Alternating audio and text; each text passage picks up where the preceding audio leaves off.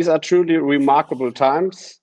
We are facing the biggest health crisis since the Spanish flu, and subsequently probably also the deepest recession in 100 years. We have restraints on civil liberties around the world. We have disrupted supply chains, which will probably never be the same again. And all of this while we are confronted with a dangerous lack of leadership international, and also with a lack of trust in international relations. And this is exactly why Tony Roldan from Esade and we at FNF Madrid joined forces to start asking some important questions that have to be raised against the background of the circumstances that I have just mentioned. The outlook for the economy looks bad. Some analysts think it's going to look more like the Great Depression. Some others think it's going to be more like the Great Recession. It's definitely different in many ways. How bad do you expect it to be? If it's very short-lived, I think we have a chance of having a deep recession, but then a quick recovery. However, there are two things that stand in the way of that happy outcome. One is that we have to preserve what one might call employment relationships. You know, a firm is not just a bunch of machines and a bunch of employees. A firm is a bunch of people who've come together, who've been recruited, who've been selected, who've learned to work together. And a lot of the productive value of a firm is in that combination of human beings. If because of lack of cash, lack of liquidity, you're forced to send those people home, and then 6 months or a year from now, you say, well, guys, come back, we'll start production again. Many will be gone, many will have another job, many will have moved to a different city or a different country. So the lasting effect on productivity could be gigantic. That's issue one. The other issue, of course, is that if a firm has no cash, it may default on its workers. It may also default on its creditors. That means not paying your debts.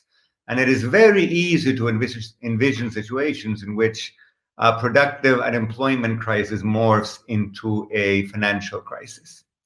Rich countries, countries with powerful central banks, have many ways of avoiding that. And we've been seeing the Fed, the ECB, the Bank of England doing things that would have sent most academics home with a heart attack just a few months ago, not simply buying government bonds, buying corporate bonds, buying junk corporate bonds.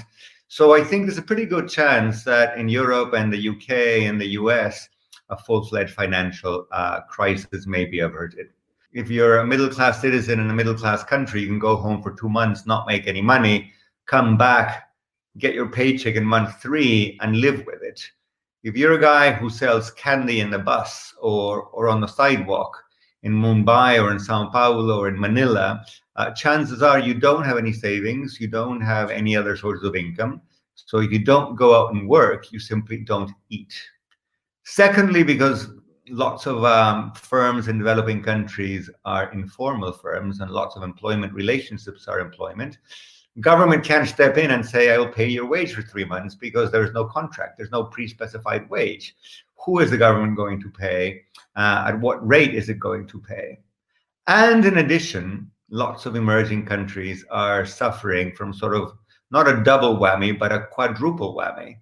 There's less demand for their exports from rich countries. The prices of commodities, beginning with oil but not ending with oil, are in debasement. Some important sources of income, like remittances, say from the US or from Europe, to countries like Mexico or Guatemala or the Philippines, are plummeting. And last but not least, we've seen in the last couple of months the biggest capital outflows that we have ever seen. So if it's going to be big in the rich world, it is going to be bigger probably in the developing world.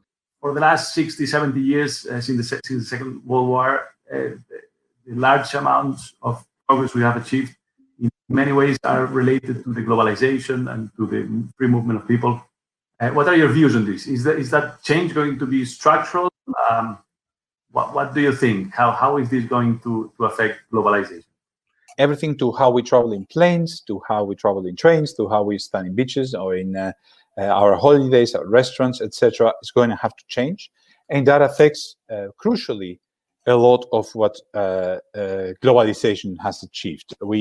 I don't think over the next few months and over the foreseeable future, we're going to just be able to jump on a plane and go to another country for the weekend, etc.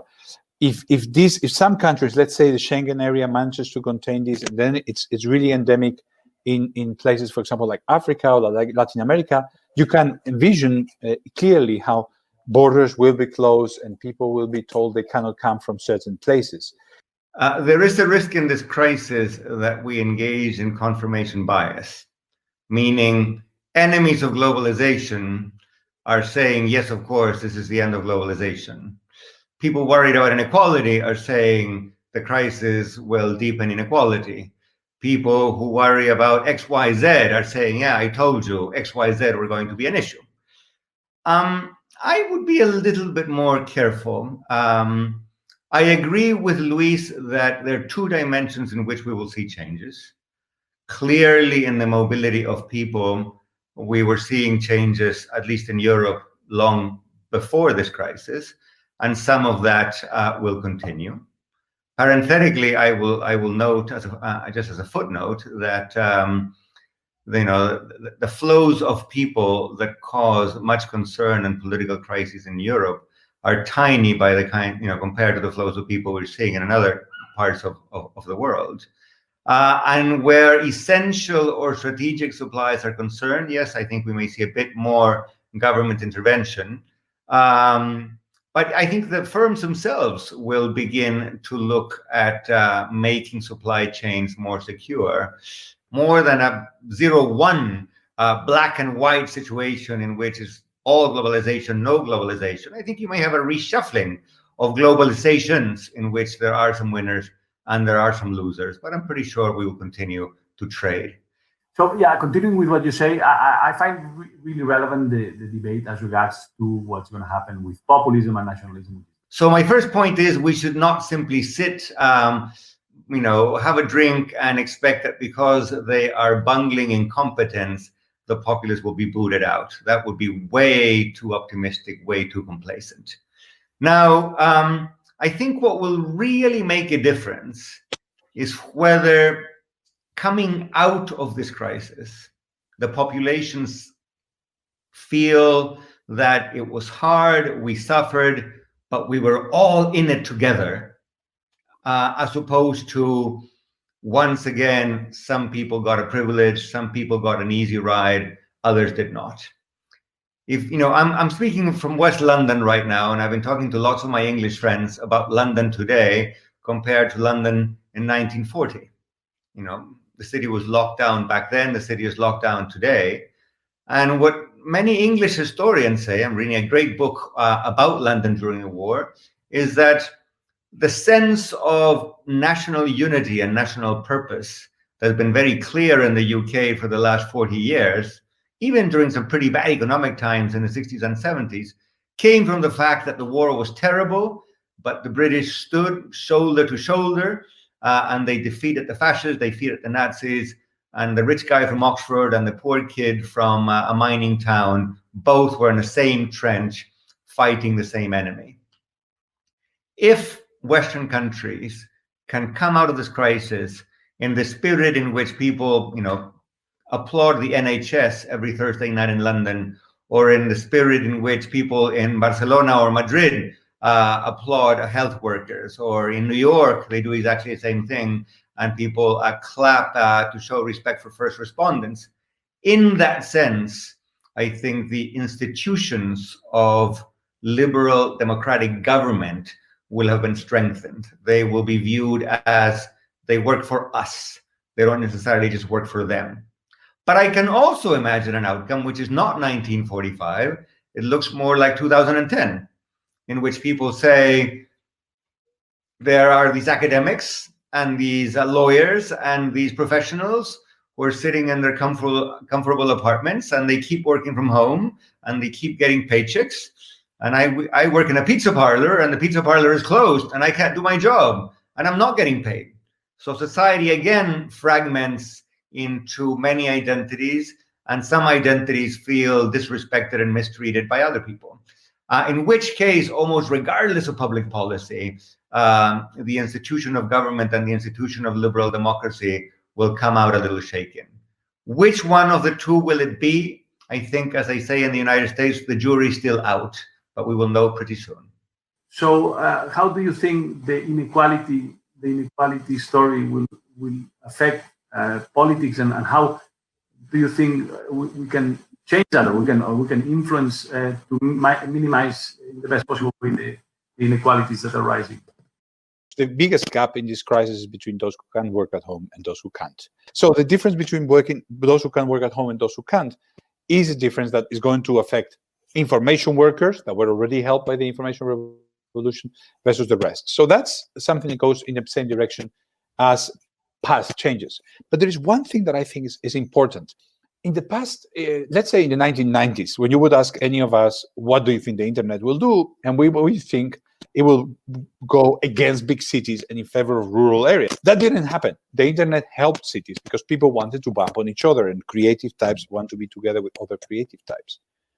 Now, this one is different, in my opinion. I think that the attractiveness of a city, when you cannot go to a restaurant, to a bar, to a museum, to the concert, for a walk, blah, blah, versus living in a little town or in a village where you can just walk around the mountains, if you can get internet and you want to work at home, I think rural versus urban is maybe one vector of inequality that is going to go in a different direction than in the past. Rural is going to actually benefit potentially agriculture also, but also a primary sector, but also just simply living out of the big towns. On demographics, those are people who came out of university in the crisis or of high school in the crisis, who had a few very, very hard years, who have seen situation just improving from, let's say, 2015, 16, who've started to get more steady jobs. Remember, in Spain, we had 14% unemployment still. And this same generation now is 38, 36, 40, and is getting hit by a second blow. I think that that is a generation that is going to suffer most. They haven't been able to accumulate assets. And when we do policy, we have to think of that generation. And third, geographically, I don't want to make distinction north-south that was so well done by Andres, but I want to make a distinction north-south inside the European Union. By a mix of bad luck and bad government, the worst countries hit in the European Union have been the ones with higher debt and most hit by the 2008 crisis, Spain and Italy. The geographic tensions inside the European Union are going to be very, very big and are going to have potentially very difficult consequences for Europe. Thanks so much, Luis. Andres, it's been fascinating to hear you both. Thank you, everyone, for following us. Thanks, the Friedrich Naumann Foundation, for bringing about this initiative. And thanks to all. I hope I'll see you very soon.